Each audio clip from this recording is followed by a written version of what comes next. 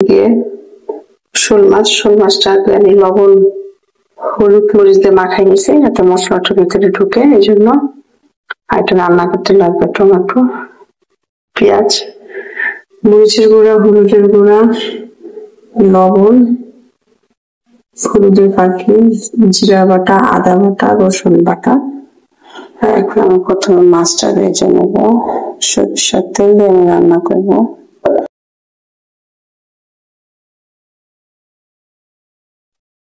মাছ ভাজা হয়ে গেছে,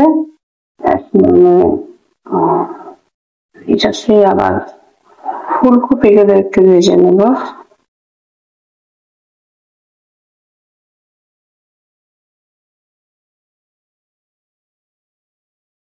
সামান্য একটু হলুদ দেব, ওখানে থেকে হালকা ভেজে নেবো। কাঁচা গন্ধ, ফুলকপি যে একটা বাজে একটা গন্ধ আসে, এটা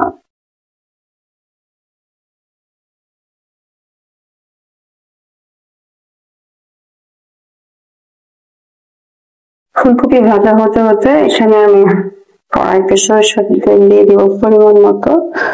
তারপরে এটাকে পেঁয়াজ কুচি দিয়ে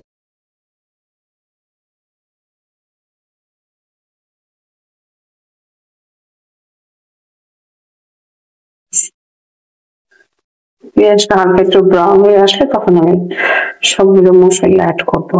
পেঁয়াজগুলো হালকা ব্রাউন কালার হয়েছে, এখন আমি সব মশলা দিয়ে দিলাম এখানে।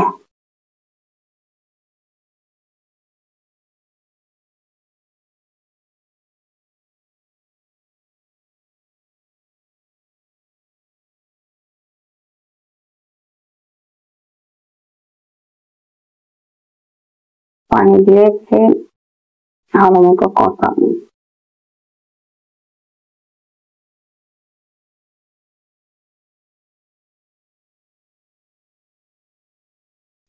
মশলা কষানো হয়ে গেছে, এখন এই ভাজা ফুলকপি গুলো দিয়ে দেবো, দিয়ে এটাকে ভালো মতো কষাবো।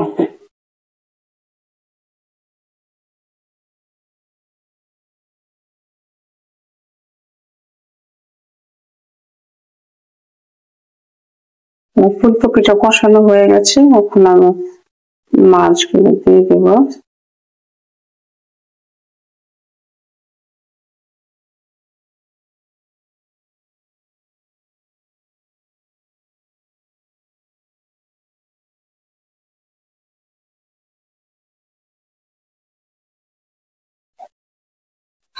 এটা কিছুক্ষণ পর আমি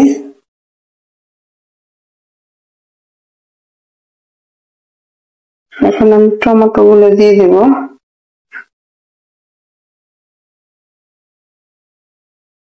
দিয়ে সিদ্ধ হওয়া পর্যন্ত অপেক্ষা করবো। ফুলকপির তরকারি আমার রান্না কমপ্লিট। সেটা রান্নাটা আপনারা দেখতে পারেন কি ভালো লাগছে।